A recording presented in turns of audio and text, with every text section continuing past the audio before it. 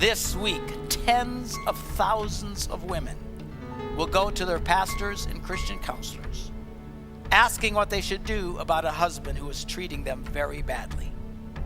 We're talking about men who neglect their wives. We're talking about men who curse and demean their wives. Men who seldom, if ever, will even talk to their wives. Men who selfishly let the entire weight of the home, domestic chores, childcare, even the home maintenance, all falls on the shoulder of their wives as they offer to do nothing. Men who, instead of being engaged husbands and fathers, leave their families at every opportunity to go fishing, hunting, playing golf, whatever.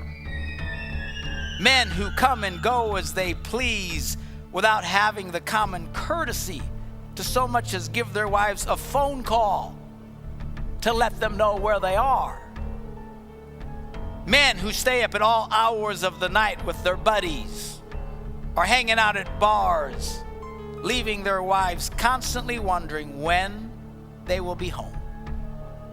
Men who demean and humiliate their wives by watching and looking at pornography. Some of these men insisting that their wives join them. Men who talk to or text to other women with sexual and inappropriate content. The list goes on and on and on. And of course includes men who physically assault their wives. Instead of being the protector of their homes, they become the greatest terrorist in their homes.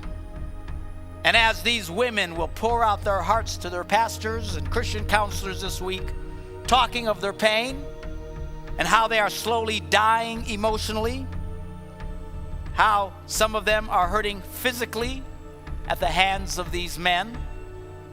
Many, by the way, who claim the name of Christ. These pastors and Christian counselors will overwhelmingly say to these women the same thing that the pastor in Colson's article said to that woman, that the women need to submit. These pastors and counselors will dispense this advice believing they're being biblical in doing so. Sadly, they are unaware of the fact that they are actually doing the opposite. They are failing to understand the totality of scriptures and are failing to, as Paul wrote, to rightly divide the word of truth. It seems that these Christian leaders know of only 2 verses in the New Testament concerning marriage. One is found in Ephesians, the 5th chapter, verse 22, that says this: "Wives, submit to your husbands." The other in 1 Corinthians, the 7th chapter, says this concerning sex in marriage: "Do not deprive each other, except by mutual consent." So these pastors, failing to include the totality of scriptural teaching, hang and focus on just 2 verses and give women one simplistic, ineffective, and at times destructive messages, which can basically be summed up as the following: women need to shut up and put out.